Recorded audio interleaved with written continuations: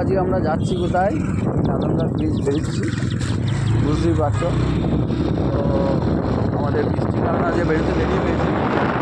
নাদনঘাটের ব্রিজটা দেখা খারাপ, মাঝখানে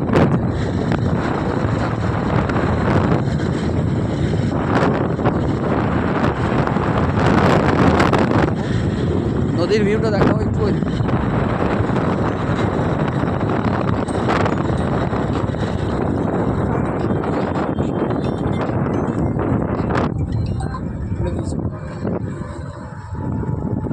হ্যালো,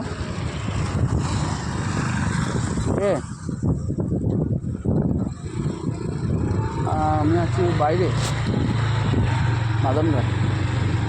কখন যেতে হবে বলে আমাকে বললো তো দুপুরে পর, আমাকে তারপরটা কিছু বলেনি।